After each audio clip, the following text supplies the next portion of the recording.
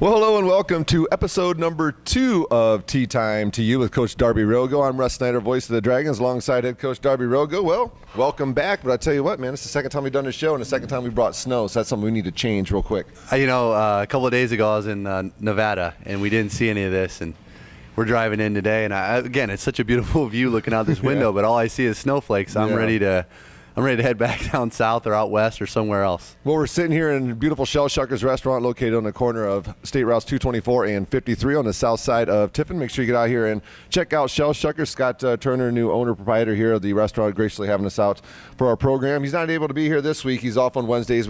Normally we shoot our show on Tuesday mornings, but with your travel getting back from Vegas, we had to move it to Wednesday. So here we are today at Shell Shuckers restaurant. Happy all of our viewers are here with us as well. So, Vegas.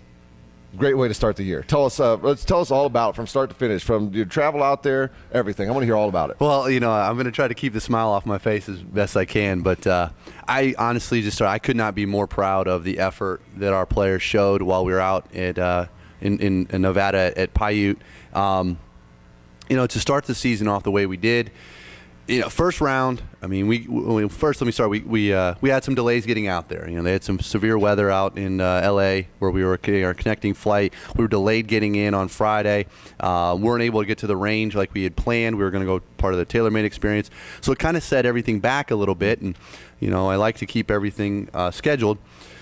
Saturday we get up for the practice round, and it was pretty cold out, and we're layered up, and I'm thinking, boy, we spent a lot of money to come play in the same weather conditions we left. But the golf course was phenomenal. Paiute Golf Club and their staff and everybody there was fantastic. Troy Halterman and the Missouri St. Louis, they ran just a fabulous tournament. And so, we just went into Sunday's round one, and we struggled a little bit as far as, practice round we looked great tee to green. And I could tell that short game was just a little sketchy because there were some chips around the green that we were practicing, and there were some putts. I thought, boy, if we don't get our pace down, we're going to really struggle tomorrow. And so we talked about that, and like I talked on the last show, I really, in our pregame meeting that night, talked about course management and talked about the idea of staying in the moment and taking one shot at a time and not getting frustrated and not getting overly excited. This is hard. I mean, I woke up the next day. We didn't tee off till 12, and I woke up at 4:30 Vegas time. I was ready to go. It was just, and I imagine the guys were feeling the same way. So we get to the event on Sunday, and we fire a 308. And the score isn't reflective of how well we hit the ball, though. Tyler Moranville shot 77 with 5 3-putts. Corey shot 79, and the last hole of the day we ended up being suspended because of darkness. He 4 putts of par 3, and the ball actually hit on the green, trickled off the back edge. It just didn't hit a great chip, and with the darkness, it's just uncharacteristic of him, and it was just so frustrating for him and for me because we're much better than that score. Yeah. And I didn't know where it was going to put us, and I saw that other scores weren't that low. Obviously, West Florida, Nova Southeastern, who've already played events, who've already been outside, they were leading the pack, and so we go out the next day, finish up. We end up playing 20 holes. John Teidenberg actually ended up playing 21 holes, and we'll get to that in a minute. It was good for us to finish that round and still be in the mix. We were tied for 8th after the first round. And even though I felt like we really gave a lot of shots away, especially around the greens, I thought, you know what? We didn't play that bad. We'll see where we're at. Mm-hmm. And then what we did on Monday was just awesome. John shoots 68 with a clean scorecard, 33-35, 1 bogey, 2 birdies on the back, 3 birdies on the front. Wow. Just really nice playing.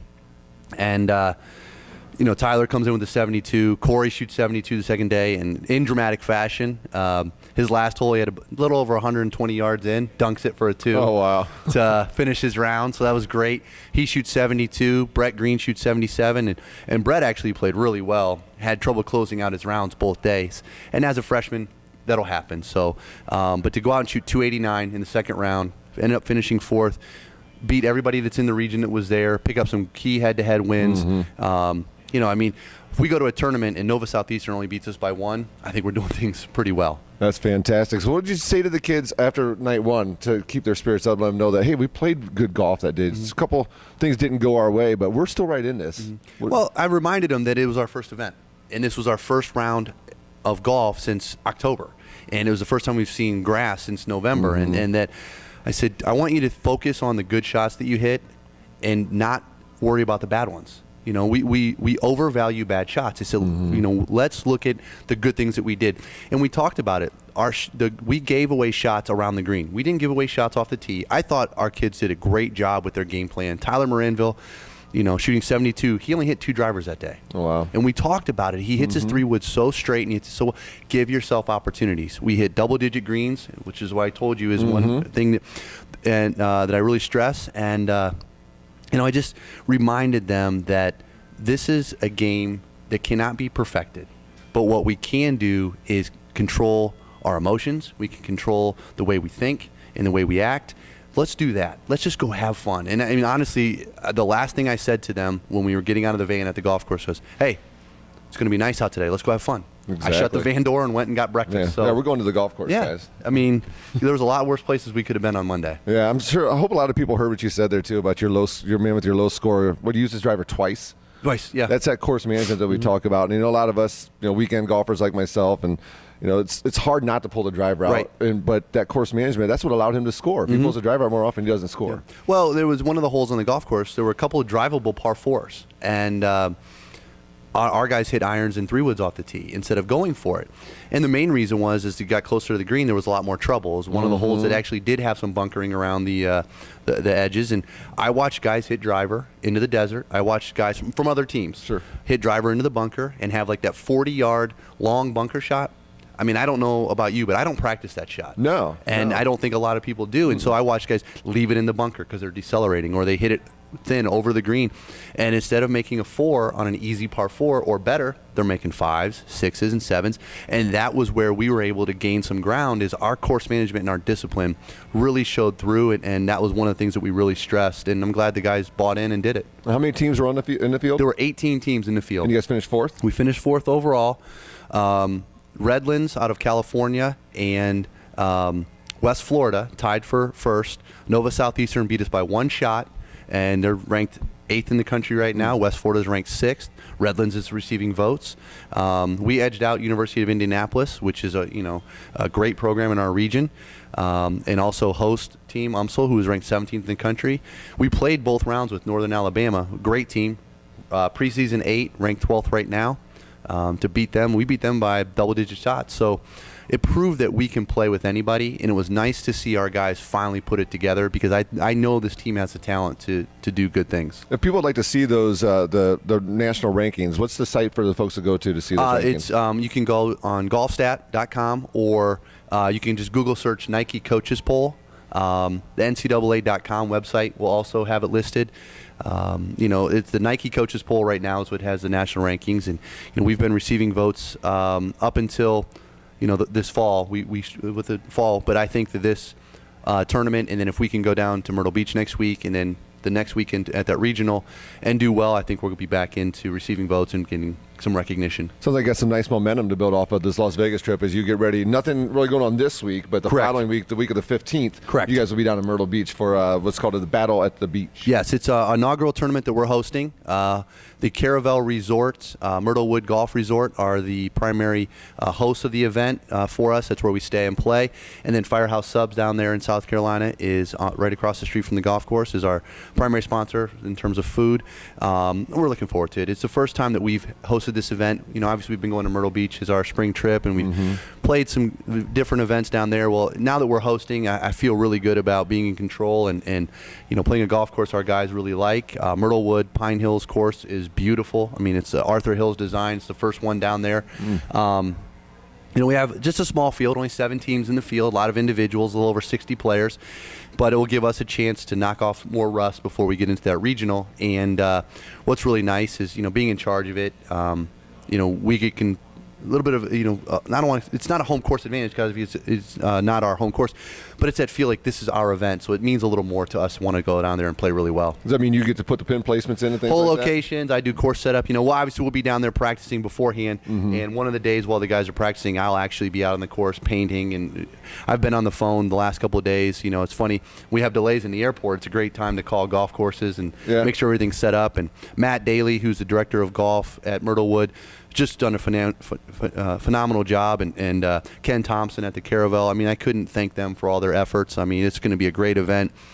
with, there's a nice steak dinner part of the event, and Firehouse is providing the lunches and the food every day, and we're really excited about putting this together because it's going to be an annual thing. Sounds like, people listening to us talk right now probably think, well, Darby's a golf coach. He's on the golf course all the time. Probably think you're playing golf all the time, but that's not really the realistic issue, is it? I don't play. I mean, obviously until the summertime. I mean, my job is to make these guys better. Early on in my career, a coach that I have a lot of respect for once said to me, it doesn't matter what you shoot. Remember that. It doesn't matter what scores I have. It's what I can help my team do. Mm-hmm. And so this time of year, I mean, I sometimes have to find out. I have to look. I don't remember where I put my clubs. Are they in my locker? Are they in my car? Are they, it's about getting the guys ready. And so when we go to Myrtle Beach, though, because we'll be down there for the spring break, I will play while we're down there. Yeah. I'll try to get some, knock some rust off. There'll be a lot of, mulligans for me. But, I'm looking forward to getting out and playing with the guys and helping them. And like I said, running the event. I mean, there's so much that goes on behind the scenes. It's just a matter of making sure that the other teams, when they leave, think, wow, what a great event. Yeah, absolutely. The coordination. And we talked about it with the Tiffin University golf event that happens in the summertime, how busy you are with that. And then when you're hosting an event, not only hosting an event, but hosting an event in South Carolina, Correct. I'm sure it doubles up the work for you a little. Oh, but I love it. It's one part of the job that I really enjoy. And like I said, my job is to represent this university with as much class as I can and to put on an event that people will walk away thinking, wow, we're going to play in that again next year. In fact, we already have teams signed up for next year. Awesome. So we're really excited about that. If you'd like more information on Tiffin University Golf, you can go to gotiffindragons.com. You can click on any of the athletics at Tiffin University. If you'd like more information on the university for academics, go to tiffin.edu. Well, great start for golf for Tiffin University here so far this year. A great start for PGA golf already as well. We talked about the match play event to get going. And then this past weekend, the Honda Classic run by Russell Henley, a playoff. Was there 1, 2, 3, was it 4, 5 guys? 4 or 5 guys in the playoff. 4 guys in the playoff. Russell Henley, Russell Knox, Rory McIlroy, Ryan Palmer. McIlroy's got the big lead going into the final day, gives it all back, and then his approach shot on 18 tries to storm back and eagle that final hole to take the lead back and win. But my gosh, golf so far this year has been fantastic. Well, it's what we talked about in the last show is there's so many good young players. I mean, look at the names we just listed. Those are all guys in their early 20s, all guys that have tremendous amount of game. And, right now, the University of Georgia has got to be really happy. I mean, Henley's got a couple wins. Bubba Watson's got some wins. I mean, they have 4 guys who have won on tour already. And it goes a testament. Their coach is a tremendous man and the program that he runs. But so many good young players, and I know there were a lot of people who's overshadowed, Tiger's withdrawal with the back injury, and obviously that's something they're talking about with the Cadillac Championship this week. But you can't deny that playoff was exciting. That to a point though, because we're on our practice round while this is going on. Okay. And so I'm not going to lie, I was checking my phone, Absolutely. Getting updates on the apps there, and for a minute, I thought, well, nobody wants to win this. They're just going to all give it away to each other. But so many good young players, and it's a great time for golf right now. I mean, you have the history of golf with the Arnold Palmers and those great players, but these young guys, I really think, are taking the golf to another level, and it's becoming, can't miss TV. Absolutely. Well, we talk about the mental aspect of the game, and Rory McIlroy's day that day. It'd been easy for he's one of the youngest guys out there. It'd been easy for a guy like him to throw in the towel when he's still struggling, but then be able to, when it came to crunch time, be able to pull out that approach on 256 out or something like that, and put it 11 yards. Well, then to make the putt. Yeah, I mean, you got to make the putt. Yeah, and he did. The mental toughness that he showed there to be able to come back and do that, I mean, that was just fantastic. Well, and that's why he's one of the top players in the world. That's why he has a major under his belt, and why he is who he is. I mean, we've talked about it. Everybody from our level, I mean, I saw a ton of great golf swings this past weekend, and our guys included. I think what separated the teams that won the event and the teams that struggled, the first day, the weather conditions weren't great. It was windy. And I remember hearing one kid, complain about the wind. I thought, you have no control over that. You control your mentality. And, I talked to our guys afterwards, and we were talking about the teams they were playing with. And one of the guys made a mention, and obviously we don't know a name, and I wouldn't say it anyway. My guy just gave up, coach. He said he got frustrated and gave up. And I said, that's what you have to learn. I said, when we have 3 things in our program, it's listen to learn, work hard, enjoy the game. Listen to learn is not just what I say. I mean, our guys can learn a lot by watching their competitors. If they see a guy mailing it in, that's a chance to kind of put the gas pedal down a little bit. Absolutely. I had a young man who was an All-American for us years ago, Danny Sorgini, and he wanted it to be inclemental weather. He said, Coach, when it rains, half the team, I've already beat half the field because half the field quits. And that's the mentality, and Rory possesses that no-quit attitude. And you look at the mentality of all those young guys; they're all, good workers. They all have great golf swings, but what separates them is they believe in their abilities. Yeah. Well, the World Golf Championships, the Cadillac Championship in Doral, Florida this weekend. The Trump course. I told you I tried to do a little prep before the show and had Golf Channel on. I actually exercised this morning too. Believe that. Good job. I was exercising this morning, put the Golf Channel on, and I wanted to hear him talk, but it was just all the Trumps patting each other on the back about the great job they did with the course. The course is absolutely phenomenal. The course is They've been talking about phenomenal. the places where they're able to find some distance, to be able to change some things. And, when you got somebody like Donald Trump financially backing it, it's easy to make the changes you want to see happen to a golf course. But the Cadillac Championship in Doral, Florida is always a great event as well. Well, it's a fantastic event. Obviously, with the Trump family behind it now, they've made a lot of changes to the golf course. And they were talking this morning. I was watching the Golf Channel, and they were talking about how a lot of players have gotten out there earlier than normal because they want to see the changes. There was a comment, this is not the same golf course we played. Jason Day, who we've talked about on this show, who is just a tremendous player, he mentioned he's been out there for over a week trying to get used to the changes, and everything so far has been extremely positive. But you expect nothing less from a Donald Trump type facility or Donald Trump run event. I think it's going to be a great weekend. Obviously, the question a lot of people are asking is, will Tiger play? Sure. I mean, he's still not there yet. I mean, he has not arrived.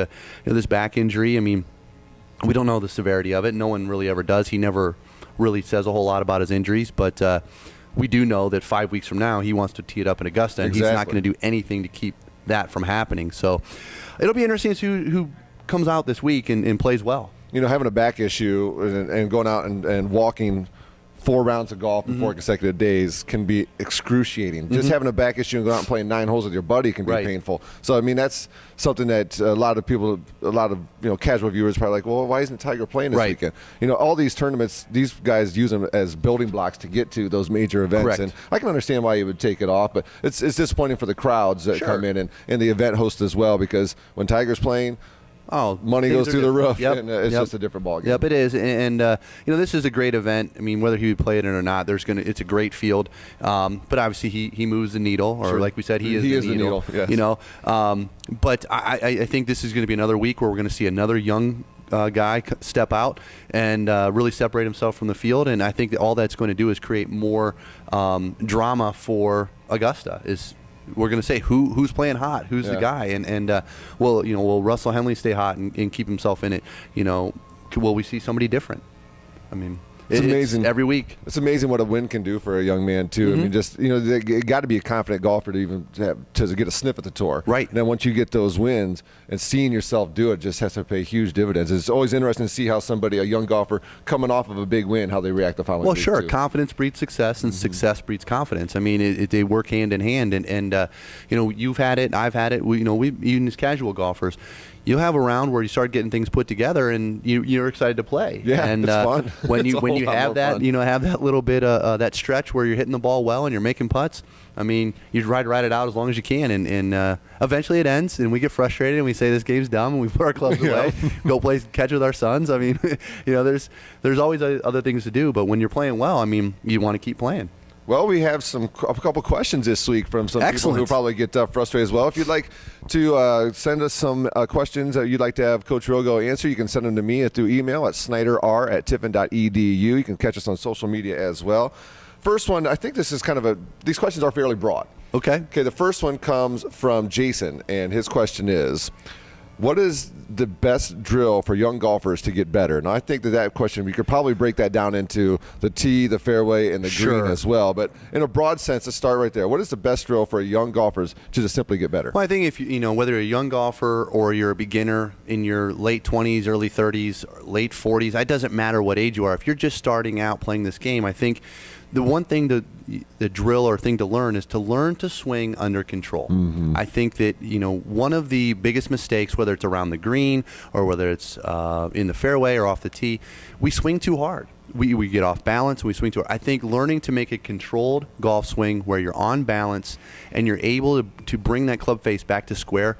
And one of the things I try to from a visualization standpoint, when I talk to my junior golfers, the club is your hammer, the golf ball is the nail. If you were swinging a hammer into a nail, you would be under control and you would make sure that you're hitting it square. That's true. Mainly because you don't want to smash your thumb or you don't want to miss it. Yeah. Why don't we treat the golf ball the same way? Everyone thinks that the harder I swing, the farther the ball will go. That is absolutely not true. No. There is a certain level of club head speed that you do need to create distance. But if you're not hitting the ball in the center of the club face, it doesn't matter because it's not going to go where you want it to go. Mm-hmm. I think that if people could learn to take an 85% swing and hit the ball square, they would enjoy this game a lot more. So I would think the first thing young golfers need to learn is to be on balance and to swing under control. And an under-controlled swing is easier to breed consistency as well. Correct. Right. I mean, you're trying to be repeatable. You're trying to repeat that swing each and every time. So being under control is really important. So I think building that tempo, building it up, and being on balance, I think that's the first thing we would be very important. And then your misses as well. Your misses are just off the fairway instead of slicing. Correct. Correct. People spend a lot of their time. I think sometimes the casual golfer gets frustrated with golf because they do swing too hard and their misses are so wide. It takes someone long to looking for their balls. It's just stretches frustrating the length to try to find it. Round out. Yeah. Yep. One of the stats that we keep. People go, oh, do you keep the stat of fairway and regulation? We actually do not.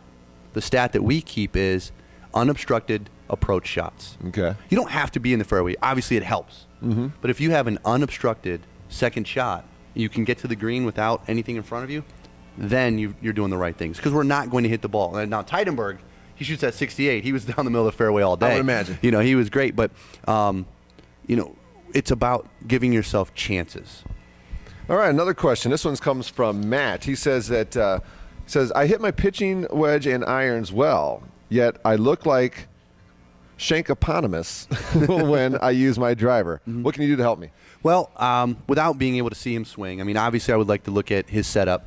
The driver is the most difficult club to hit. Mm-hmm. It's the longest club in the bag. It's the longest swing that we make. And, again, it goes back to, are we swinging on balance? I would venture to say that his setup needs a little help, trying to square everything up and make sure the club face is square at takeaway. I watch a lot of I just got out of my golf class with those young men and the junior golfers that I teach. A lot of times, they think, oh, because it's a driver, I have to swing really hard. Mistake number one. Mm-hmm. They get off balance. Mistake number two. But their setup is it's not a proper setup. They're set up for failure instead of success. And so I think that's one thing we'd have to look at is where are you in your setup position? Are you on balance at impact? I know this young man comes from a baseball background too, so and it may be his hands are too active and not passive enough through the golf swing. All right, the final question we have, I guess, is for both of us. We'll both get this one. If you could play any course with any golfer, who, where, why?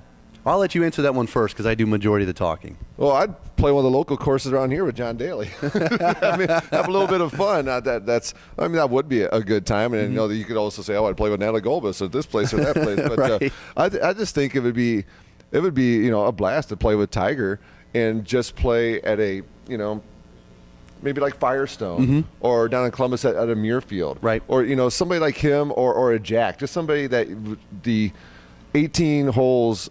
The conversation you'd be able to have with 18 holes, because those, like Jack especially, I guess he would be able to talk to you. Right. Just a casual conversation. You wouldn't have to talk about golf. I think you could learn a lot from a guy like him just in casual conversation over the 3 or 4 hours that you were playing around the golf. Right. So I guess to answer the question finally, I guess it would be with Jack Nicklaus at Muirfield. Wow, that's pretty good. Yeah. I mean, if you get the chance to do that, I would caddy for you. Oh, yeah. I want you to know that. I'd call it's very simple. There's so many great players out there, and to ever have the chance to play with Tiger Woods would just be, in my mind, it would be great. I hope it would be. You never know. But honestly, if I get one round of golf with anybody, I'm going to take my dad over to the old course. There you go.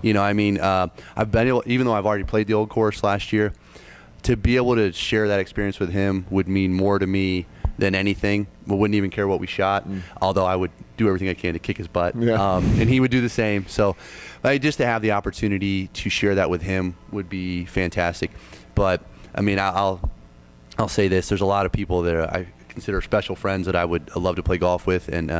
But if Tiger said, hey, come down and come down to Jupiter Island and let's play 18 holes. Darby, you got anything going on this I'm pretty weekend? sure I would do everything I could to get there. Well, my daughter and I played the old course on Xbox yesterday. Oh, hey. So that's the closest I can come to playing with this weather we're seeing brother. right now. That's as good as it's going to get. Oh, and she loves it. She has a blast. That's great. So that's a great time. So anything else here, Coach, before we wrap up today's program? I know great start to the season in Las Vegas for your kids.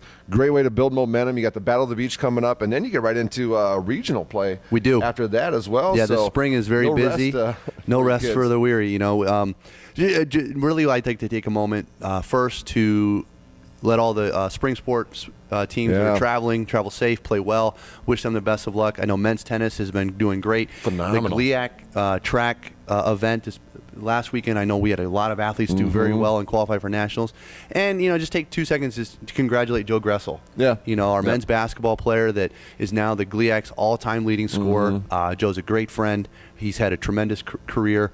So many great players on that men's basketball team, and I think Jerry's done a great job. And I know that on the men's side and the women's side, he and Pam are going in the right direction, and I wish them a lot of success. But more than anything, I just want to congratulate Joe. I thought that's just phenomenal for our I know you institution. guys weren't able to be here Very on upset I Saturday couldn't be for here Senior Saturday, Day, but we yep. had a blast. My son has the face cutouts of him and Mike Bone. Awesome. And my daughter has the 3 girls. But That's awesome. Yeah, it was a great time at the Senior Day Alumni Day there on Saturday. My whole family was there, and you know, Joe's parents have had a chance to they're make a amazing relationship. people. They missed one game. They're and that's so because awesome. They had a food poisoning. Yep. So yeah, it's. I was talking to my broadcast partner Matt Kilber during the game about, you know, that's the one thing about Division II. There's an intimacy with the players, and it's just going to be really weird next year to go do a basketball game without Joe and Mike there on the sideline. You know, for the Dragons. without yelling JoJo Gressel or Big Mike Bone, you know. And, you know, I wish those guys the best. They'll be very successful in their careers. I know that Joe is a first ballot Hall of Famer. Looking forward to that day when he gets inducted, because I know I'll probably still be here, hopefully. But you know, just the one thing about Division II athletics I think that is great is the relationships that you build. And I think about that with my team, you know, the young men. The best thing about our, you know, starting strong and putting that little feather in our cap this past weekend was the numerous amount of emails and text messages I received from alumni and friends. I give a little shout out to Susie Payne, Jack Payne, who just, you know, passed away this past summer. Was a great alum of the program. First email I got was from his widow, Susie Payne, and just congratulating us on the finish. Right. And she's just a fabulous woman, and it's a fabulous family, and that's what it's all about. You know, we played well, we were happy, but then my phone was just blowing up from the congratulations, and I just hope we can keep it going. It's all about the building relationships, isn't it? It is. Yep. So, yeah, as Darby said, congratulations to all of the winter sport athletes. And spring sports is now upon us. I know we got lacrosse coming up this weekend. The track and field stuff's going on. Tennis has been phenomenal. And baseball and softball getting their spring trips in. And it's going to be a great spring for the Dragons. Yeah, I can't wait. As we said, more information on Tiffin University Athletics by going to gotiffindragons.com. More information on Tiffin University Academics at tiffin.edu. And we're going to do this just about every week. If you know a golf course in our area that you'd like to see us visit this summer, you can shoot me an email as well at snyderr@tiffin.edu. And you can also email me your questions for Coach Rogo to answer during our programs here of Tea Time to You. So, Coach, I think it's lunchtime. Time to wrap it up. It is, and I appreciate you taking the time, and we'll see you guys next week. All right, till next time, this is Russ Snyder and Darby Rogo coming to you live from Shell Shuckers. This has been Tea Time to You with Coach Darby Rogo. Thanks so much.